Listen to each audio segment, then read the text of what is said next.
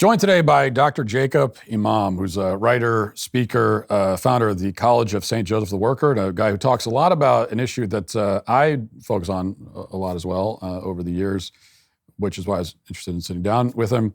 And that's the issue of masculinity in the culture, and specifically why so many young men seem to have lost drive and ambition that used to define, being a young man.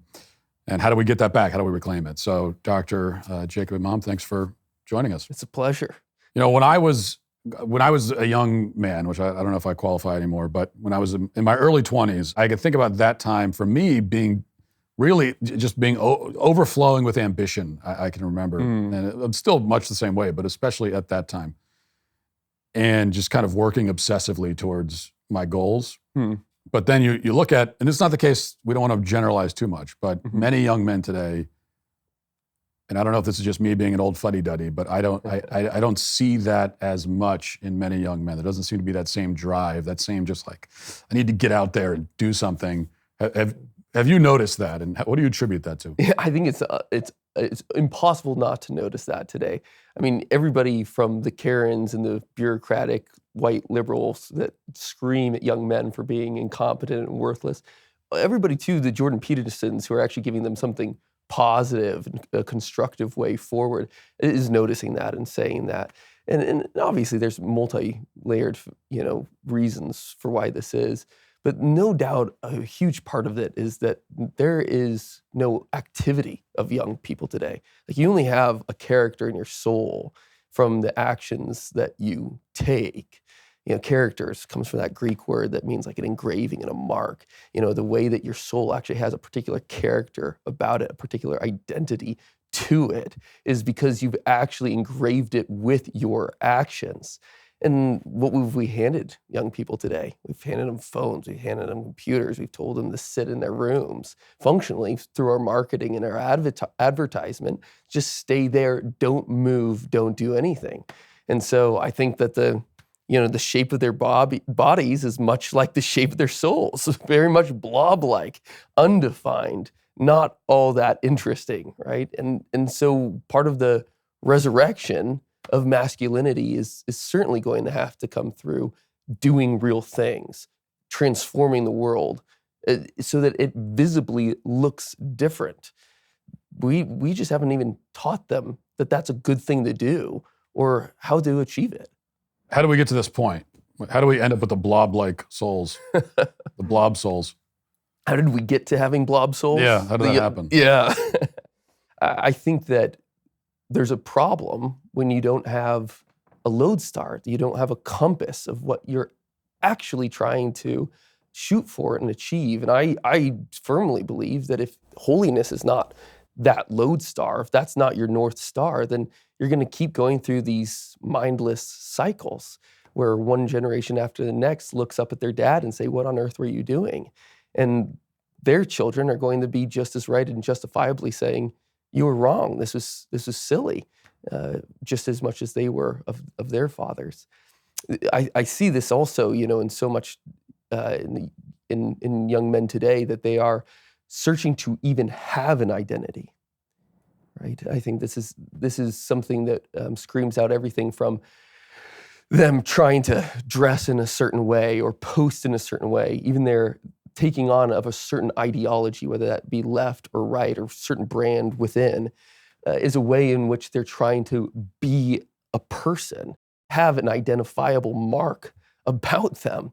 But you don't get an identity just by claiming one. The only way you ever get an identity is by giving of yourself to something real, to something greater than yourself. It's only at that point that you ever start to have a character that's worth having. Do you think a young man needs to get married and have kids in order to, do you think that's a necessary component? I think much of the time? Yeah, I think it helps tremendously. You definitely have to have some vocation that is pulling you out of yourself. I mean, when your kid screams at 2 a.m., it's not like, great, I'm so happy that I'm giving myself right now, right? I mean, that should be my mentality. But you didn't choose the moment of giving yourself. That's what I'm trying to say, right? You don't plan out, I'm done with work at 5 and I'm going to plan out the next 2 hours of serving at the soup kitchen. As great as that is, it's when you're in a true relationship with somebody that you don't get to determine when you are called to give of yourself or not. And that's what marriage provides, and that's what kids provide better than anything in the world, I think, at that. What do you think about that? Yeah, well, I agree with you with your take on it. And that's one of the problems with saying that, as you point out, that, well, you don't need to, in order to be in service to others, you don't need to get married and start a family. Well, there are vocations. I mean, the priesthood is one. So the way that I look at it is that every man is called to fatherhood. I think every man is called to fatherhood. Mm. And for the vast majority of men, that will take on the literal biological fathering, sense. Mm-hmm. For some, there's the religious life. But I don't think any man is called to just live entirely for himself. Now, of course, the pushback that you hear is on the family piece and the marriage piece specifically is, it's a rigged game these days, getting married in particular. It's rigged against men. The family court system is stacked against you. Mm. You go out and get married, and who knows, your wife ends up being a terrible person, cheats on you, takes the kids, takes all your money, and your life is left in ruins. And so why even do it? Why take the risk? You're a sucker if you take the risk. This is what I hear. So how do you justify being a sucker and going off and having kids and getting married? I just think that's the most ridiculous thing that anybody could possibly say. I mean, it's not even a real thought. It's like, okay, great. You don't want to have a life of love at all? Great. That's wonderful. This is why there's no real sexual attraction today, I think, as well, right? Because what you just said, it was like a whole list of calculations. I got to check the box. I got to do my background check on this woman, see what she's done, what's her resume. I mean, mainly it's girls doing this to guys, right, too. It's saying, how much is he making and stuff. That's not talking about getting swept off your feet. I mean, at that point, you're just talking about research, right? But if you really want to have the opportunity to love someone, truly give yourself and act in that act, become somebody, finally, become somebody yourself, then that has to have serendipity. It has to have risk. Being swept off your feet is before a person that stands out. I mean, I think about the line from the Song of Songs when the woman's singing that like an apple tree amongst the trees of the forest is my lover, right? I mean, there's a million different trees out there, but there's only one, and that stands out to that person, not necessarily to everybody, but to that person. I was like, great, if you don't want to have anybody know you as standing out amongst the trees of the forest, and go ahead and be lonely. You'll also be a waste on the rest of society as well, by the way, because you've never practiced how to be charitable in this perfect opportunity so that you'll never be able to take that habit and to actually die for something great one day either. And you're embracing a life of misery because you're afraid that you'll be miserable. Oh, and isn't that the larger problem that's going on? At the root of all tyranny is fear, right? And I think this is a big problem of why men do feel humiliated today. I mean, we talk about men being purposeless. I think they're also just being, humiliated. Talk about this Karens, talk about the Jordan Petersons, but it's not just those people that are saying it. Everybody knows it. A guy does not need to be told by somebody else that he's a wimp. He already knows that he's a wimp. He's lazy. He's sloppy. He's porn addicted. He's a joke. He knows that about himself, though, as well. And in part because there's so much fear. He has actually been dominated by the world and all of its interests over and against him. And he's not able to show any resilience against them. I think about this, in part because of what we're trying to do to, actually, how do we get a guy out of that situation? How do we raise him up out of that state? And a large part of it is going to have to be he needs to fight against everything that's opposing him. I mean, think about corporate interest today. I mean, corporate interest wants the guy to be lazy. He wants the guy to have no skills. He wants to have the guy not know how to defend, guard, and protect other people. Why? Because then that guy needs to spend more money on stuff. He can't do it himself. He can't do his plumbing. He has to pay somebody to do that. He can't grow his food. He has to pay somebody else to do that. He can't educate his kids. He has to have somebody else to do that, right? I mean, take whatever scenario you want. If you're being set up in the system of corporate interest where people say, it's more profitable for you to be skillless than not, it's not going to be a lot of motivation. I mean, everything in society is then going to be oriented to keep him where he is. He needs to fight back. He needs to stop being afraid. Shouldn't he also, and I want to get your reaction to this because you talk about the fear, and fear is natural. There's always going to be fear, It's whether or not you let it dominate you. And also, I think you have to be willing to take risks. And I think that's, in my opinion, that's one of the major roles that a father can play in the life of his sons in particular, also his daughters, but particularly his sons, is to teach them how and show them how to take good risks. Now, there are foolish risks that a person could take, but there's also good risks, and a man has to be willing to take risks. So when I hear from young men, well, if I get married, here's the long list of awful things that might happen as a result. How do I know that's not going to happen? If I go and get married to this woman and we have kids, how do I know that 15 years from now, she's not going to go and run off with some guy she met at the gym and leave me in ruins?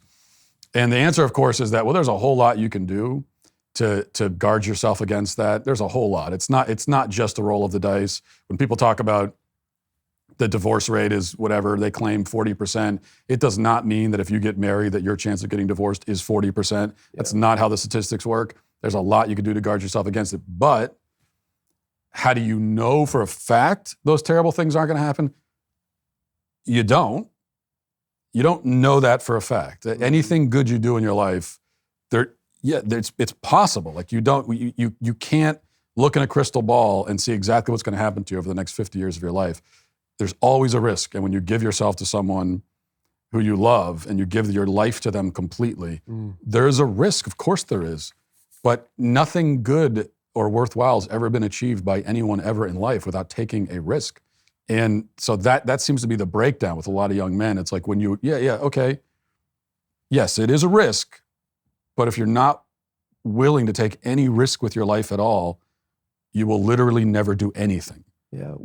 That's certainly true. I think one other question for them to ask, if they're like seriously in this predicament and they're not just lying to themselves and they're thinking about how to think about risk, you have to ask yourself the question, if this fails, is still a good thing for me to do, right? Did I become a better person by just trying it out, right? And of course, you have to do your calculation, figure as much as is warranted about figuring out who this person is that you're marrying, or building your financial model, making sure that the numbers make sense before you take the leap into a new startup or something like that. But ultimately, you have to say, would I regret the time? Would I become a better person even if this flopped? And I think that's like the ultimate litmus test. Everything else is absolutely true. You can't get through life without risk. But that's how you have to decide whether or not it's a good one. Attention investors, good news. We believe that we've turned the tide in the battle for the soul of America. Donald Trump has been elected and is beginning the Herculean task of pushing back against the forces of wokeism in America. Many businesses are beginning to mothball their DEI, CRT, and ESG programs and focus on serving customers, all customers, rather than political interests. What about you? Have you joined the movement of Americans who are using their investments to hold companies accountable for their ethical behavior? If you'd like to join other patriotic citizens by aligning your investments with your conservative values, go to constitutionwealth.com/Matt for a free consultation. Constitution Wealth is a registered investment advisor. You should review Constitution Wealth's disclosures at constitutionwealth.com to understand their services and fees. All investing involves risk, including the risk of loss. This is a paid endorsement, and I am not a client of the firm. It's one of the great things about having kids is that it's one of those things that once you do it in life and you have a child and you love your child, you can never really fully regret. You can't regret. There's a lot of things I did in my life prior to having kids that a lot of mistakes that I made.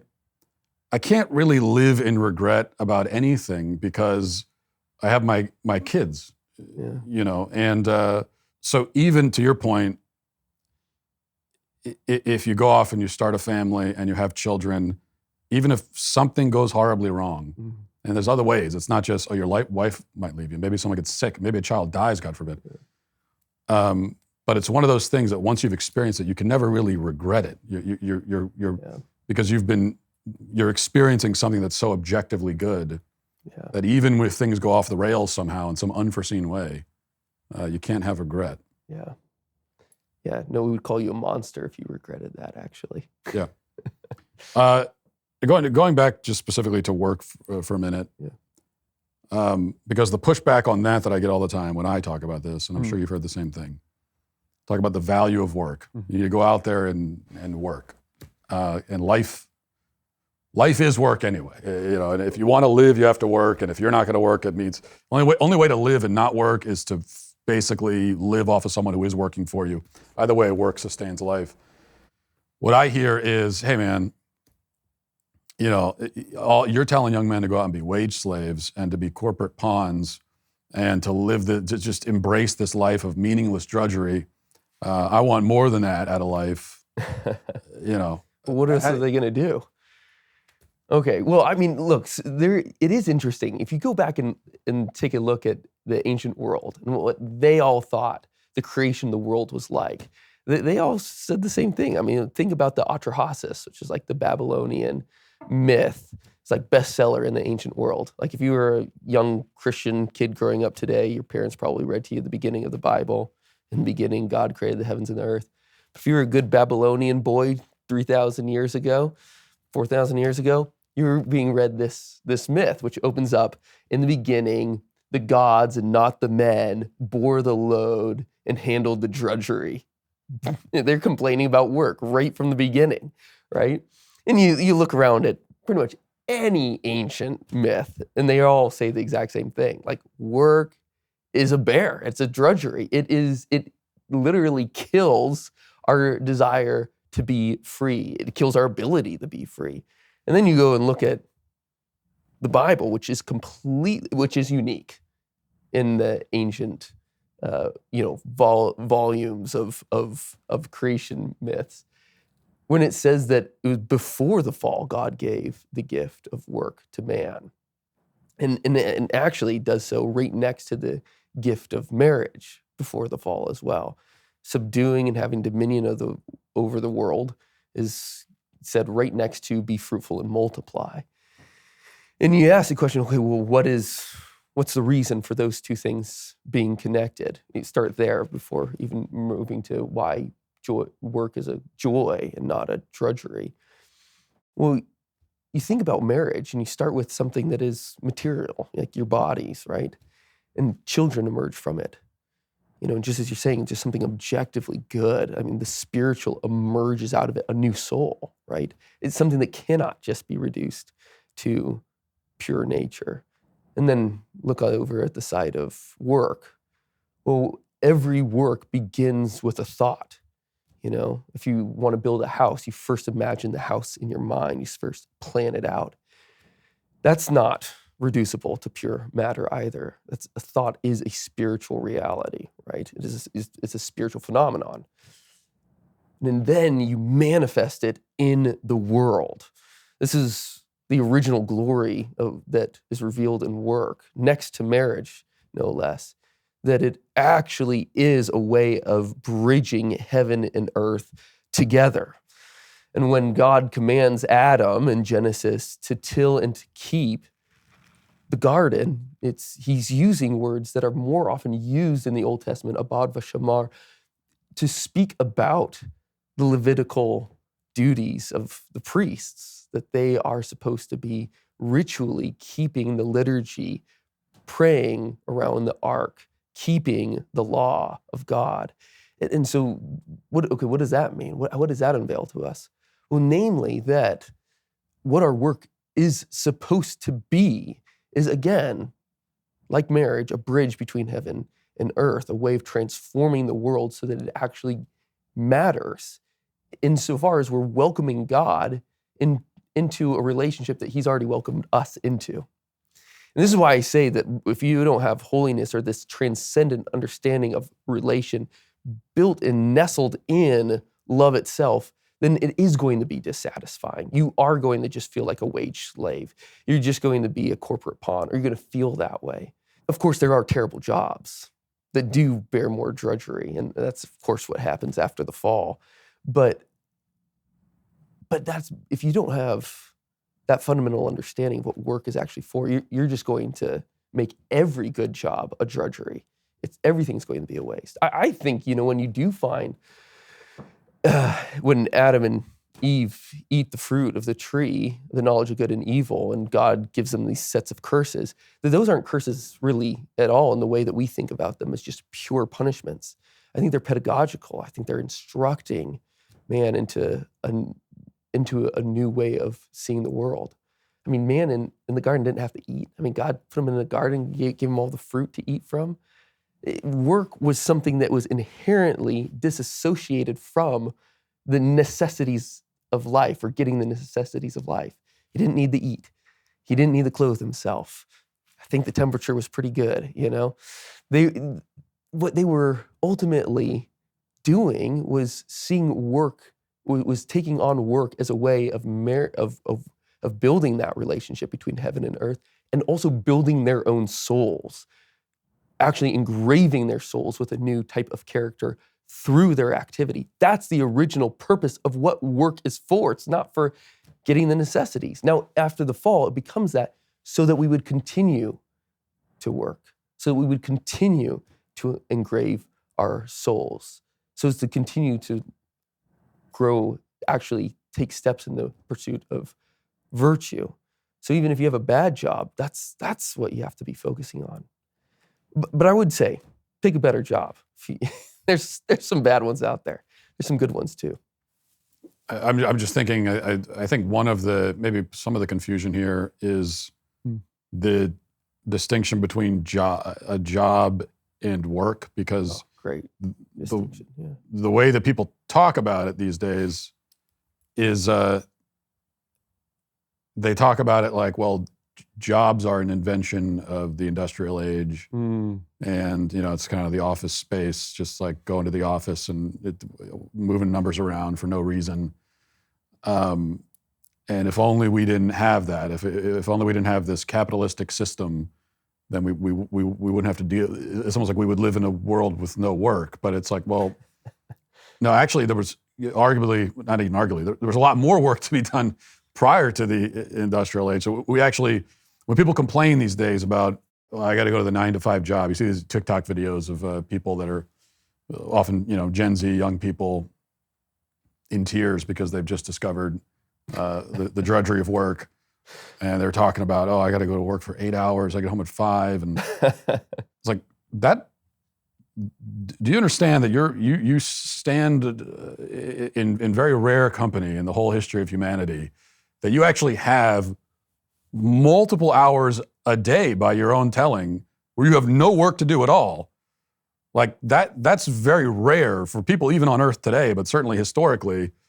You go back prior to the industrial age, that didn't exist unless you were a pharaoh or the emperor of Rome. Well, kind of. I'm not going to defend them at all. I'm going to hammer on them, but I think a better critique of them needs to give them some due, right?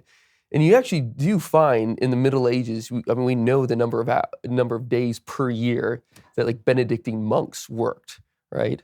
And it's actually about half the year, sitting around, sometimes ranging from about 158 to 172 days a year that they would actually be working. So there are occasions in history where we find an unbelievable reduction of work because systems are working so much better. Well, I guess this is the distinction of, okay. So what are we calling work? Because yeah, great. So what I mean is, if you're in the Middle Ages, it would seem to me impossible that in most cases that you could go through even 2 days without doing some kind of work, at least how we would define it today, because you got to eat, you have to churn the butter, you got like anything like that. Yeah. And so today we're in a situation where when you get home from work, You just open the refrigerator, you're saying. right, everything is just there. You can actually just do no work and sit around. Where I think Hence hundreds the of years. blob-like character of, Exactly, yeah. Yeah, no, I think the distinction you made between work and a job is gold, right? I mean, when we think about a job, we think about something that hopefully you don't mind too much doing, that it pays well. And that's really the first thing that you say about it is that, if you have a good job, you define it as I get good pay and I don't mind it too much, right? Maybe you even say I find it interesting. But a work, when you use that word, it feels like it has more of a heavy sense of a vocational aspect to it. My godfather was a guy named Walter Hooper, who served as C.S. Lewis's secretary at the end of his life. And when C.S. Lewis died, he was wondering, what do I do now? And a dear friend of Lewis's kind of looked him squarely in the eye and said, I think there's a work for you to do here. And that always stuck with Walter to kind of the last of his days. That there was a work set apart for me to accomplish, and he did it. And that I think is when we start to look beyond the necessities, right, of after the fall having to work so that you eat, and seeing beyond it to this is fundamentally about the transformation of the world so that I can welcome more people into this relationship with God and myself as well. And I think when you're looking at a complaint against kind of the lethargy that is prolific today, I think the complaint arises because they don't know what their work is and what they're supposed to do. And they're going to hate their job until they've squared themselves with that more fundamental question, I think. Jeremy's Razors crunch numbers to map out the grim reality of a razorless American Revolution. What if the Founding Fathers never shaved? The results? Well, horrifying. Suddenly, our founders became a bunch of dirty, unshaven hippies whining about the man. The lesson, without a damn good shave, history falls apart. Thankfully, Jeremy's Razors is here to keep jawlines sharp in America's golden age. And to honor President's Day, you get 20% off to do it. Great men shave boldly. Get 20% off now at jeremysrazors.com. Yeah, I guess if you don't have any sense of why you're doing it or what the job is for, then it's like almost a torture. I think that there's two opposite ends of the spectrum, and in my mind, a life where there's just nothing to do at all is torturous. On the other hand, a life where there's a lot to do but you don't know what it's for, it's like the Cool Hand. You ever see Cool Hand Luke, the movie? I missed that. Yeah, it's a good one. Yeah. But in that movie, in order to punish Luke, Paul Newman's character, the warden has him dig a hole and then fill it back in and then just dig it again. Sisyphus, yeah. Right, Yeah, and there's no reason for it, just to do it. And I guess for a lot of people, that's what their jobs kind of feel like, because they don't have any sense of, and in particular, if you don't have a family, you don't have a wife and kids, you don't have this spiritual sense, you don't have a faith, it does feel a bit like, well, what is any of this even for? You know what, I think there's the other side of it too, is that their bosses or the guys that founded the company might not have an answer to that question as well. And therefore, of course, the type of jobs that those guys are then building, designing, creating are going to occasion that sense of, hopelessness in them. And so again, you got to give credit, but of course, that's not the only job out there. There's just an enormous amount of good work to be done where you can be your own keeper. I mean, this is a part. Of course, at this point, I'm biased, but this is originally why I chose to help serve the skilled trades, is specifically because you can be your own owner. You can actually fulfill the American dream of being in charge of your life and having ownership over the means of production, if they want to keep using that same language that you're alluding to.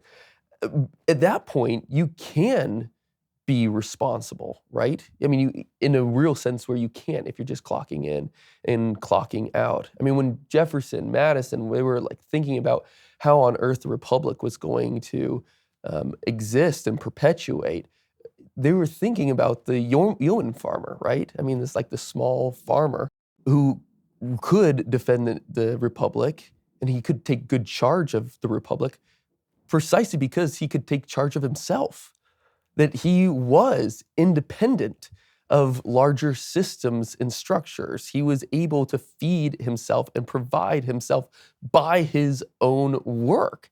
And it gave him a stability in a place to be a rock and a pillar for their communities. Now, that is really quite a remarkable thing, because if that is truly the American dream, then we've gotten so far from that. And of course, we don't have to be farmers today. I mean, I think the equivalent of the yeoman farmer today is the small business owner, right? But the idea is the same, is that he who has independent means can truly have an independent mind as well. He's somebody that can think for himself, that can penetrate and cut through rhetoric and dissembling from all of the propaganda that is disseminated today, that he's able, because he is secure in his own ability for material provisions, to also be able to be a provision to himself and to others in terms of the spiritual ones as well, and to the thoughts that are actually making man free. And how does a young man get there from, he's in a job that he hates and he wants to get to where you're talking about? Without cheating and applying to the College of St. Joseph the Worker, right? Yeah. Well, how does he do it? Because what I hear is, well, look, Yeah. it sounds great. I like the idea. There's no opportunities where I live, though. These are the only jobs available. All the good jobs are taken. Mm-hmm. The jobs that I'm in, there's no opportunity for growth. Yeah. Where do I go from here? Yeah, I will answer that question, I promise. But I think a part of it is that you have to be open to jobs that maybe your parents didn't encourage you to look at. You know, I mean, when you talk about the skilled trades, for instance, the opportunities there are immense. But of course, we have a great disdain for it. And the world has always had a great disdain for actually manual labor. I think about here, like the ancient Greeks, like the city-states of Sparta and Thebes, that literally had laws on the books forbidding their citizens from engaging in manual labor. Athens didn't have one of these laws, but Aristotle wrote in his treatise on politics, that the life of a tradesman was ignoble and inimical to the life of virtue. You know, Cicero, pretty much said the same thing, and at different occasions in Roman history, similar laws forbidding citizens from engaging in manual labor hit the books as well. And I look at this and say, okay, the Greeks hated work, the Romans hated work, and into the Greco-Roman world, the Word became flesh and spent most of the years of his life at the carpenter's bench.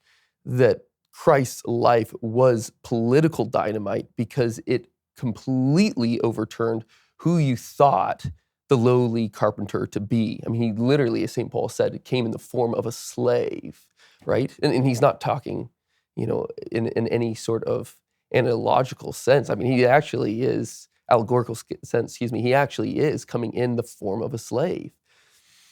But if Christ truly, and I, you know, this is just true, it's authoritatively true, that Christ reveals true humanity to us, then he has revealed something about the dignity of that type of work to us as well. And when you look then at his followers, those who came after him, they didn't take that for granted. And here I'm thinking about the early monasteries, which were the early seats of education as well. And there was a pace of life and a dance of the daily routine that moved around the chapel where the monks prayed, the library where they studied and carried on the most sophisticated and hard-earned parts of wisdom that we have still today, and then to the fields where they work. And that movement between the chapel, the library, and the fields was the model of their life, but it was also, I have to say, their business model too. It was a way in which it was sustainable. And so you fast forward a few years when that monastic model becomes ingrained and instantiated in the very first universities, that was still part of the education, right? Where you find guys like Hugh of St. Victor and St. Bonaventure talking about the trifold distinction of the arts, which are the liberal arts. You should say something like philosophy, theology, the more speculative and theoretical forms of knowledge, to the practical arts, which are like politics and economics. Actually, how do we govern and form the social order? Down to the mechanical or the manual arts, which is like farming, which is like carpentry, which is like masonry. And they fit together, not just because different people are good at different things, but because you can't have the one without the other. What you believe is fundamentally going to change how you build. And having the ability to build is going to enable you to have the freedom to think, and to think freely, and to think without a tyrant influencing what's actually in your mind.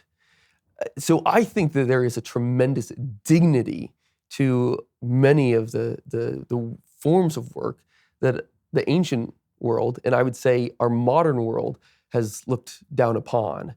And that we have to put away the ancient pagan disdain for a lot of these jobs and instead embrace something that I think is far more dynamic and far more sophisticated as a view of what they are. I think that the trades are a clear option for this. There's over 500,000 open jobs in the skilled trades. And we're not talking about guys on an assembly line doing stuff.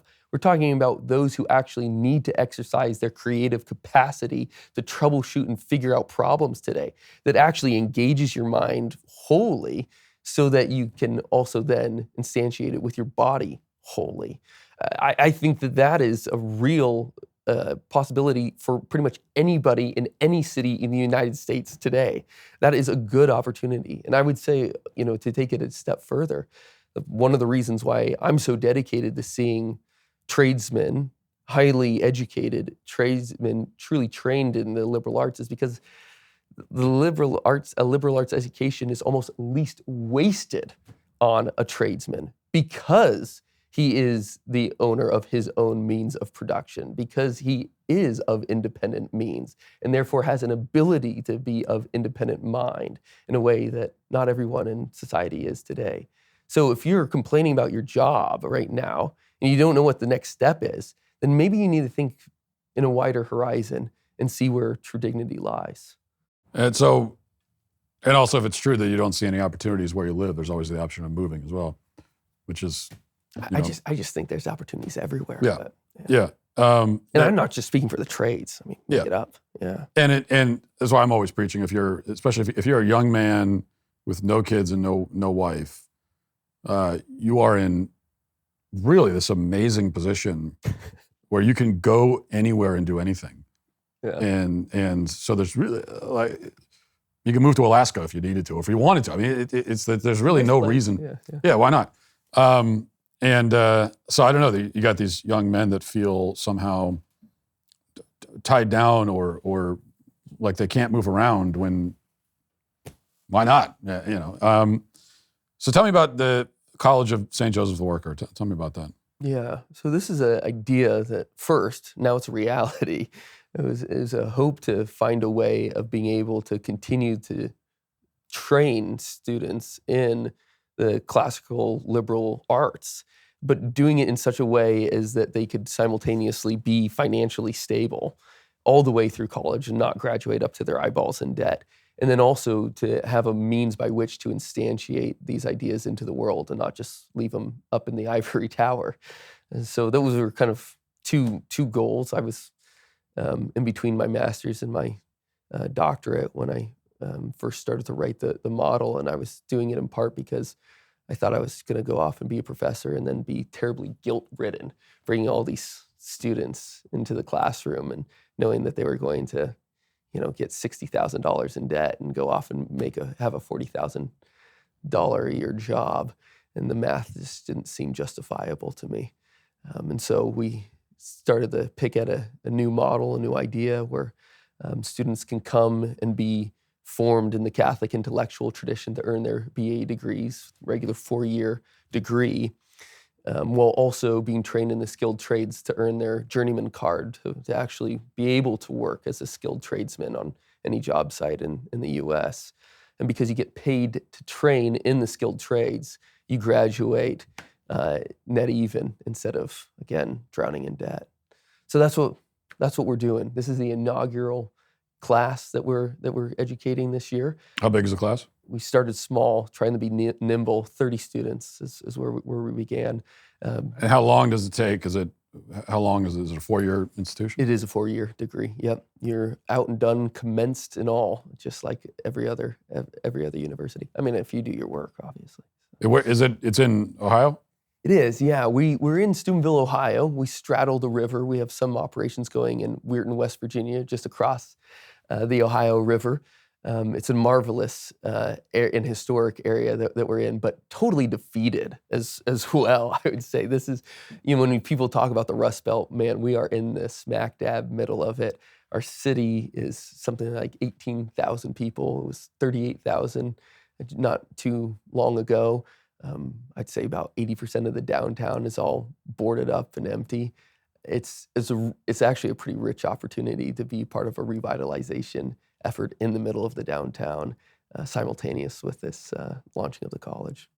If any young man was listening to this conversation, what's the main thing you'd want him to take away from it?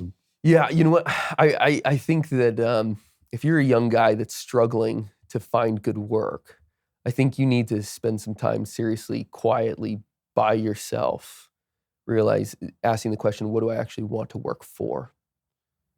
And if you are struggling to figure that out, then go find the wisest person that you know. Don't Google this, please, goodness sake, do not Google this. Ask the wisest person that you know, like, what should I be working for? And let that be just the first person you ask. But I think we need to get back to actually understanding what our principal ends are, like what we actually have as a goal and a purpose for our life. Otherwise, you're just going to keep taking steps. It's like getting in a car and driving without knowing the directions of where you're supposed to go. You're going to go in the wrong direction. You'll hit your foot will be on that pedal. And you'll be going somewhere. You'll be working for something, but you might not hit that end. You got to know where you're going first. Dr. Jacob Imam, thanks. It's a great conversation. Thanks for joining us. Thanks so much for having me, Matt. Yeah.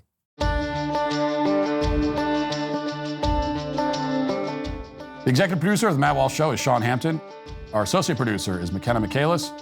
The show is directed by Mark Jones and Trey Miller. Our production manager is Austin Michaelis. The show is edited by Jeff Tomlin. Our lead audio engineer is Mike Coromina. Our audio engineer is Ryan Reese. Our hair and makeup artists are Cherokee Hart and Andrea Bauer. Our wardrobe stylists are Kristen Galarraga and Cameron Lasko. Our director of post-production is Matthew Kemp. Director of production operations is Pavel Vodosky. Our chief broadcast engineer is Jeff Govin. And our assistant broadcast engineer is Allegra Rohr. Our lighting director is Keith Duggan. Our playback operators are CJ Hickish and Finn Pope. Our show assistant is Holly Merritt. And our production assistant is Mike Moran. Executive in charge of production is David Wormus. Executive producer is Jeremy Boring. The Matt Walsh Show is a Daily Wire production. Copyright Daily Wire 2024. Hi, this is Andrew Klavan. If you like American flags and automatic weapons and shaking your fist at homosexuals while fighter jets fly over in formation, come to the Andrew Klavan Show. We don't have any of that, but we will be making fun of idiots and praising God and laughing our way through the fall of the Republic. It's like an insane asylum for happy people. That's the Andrew Klavan Show right here on Daily Wire Plus.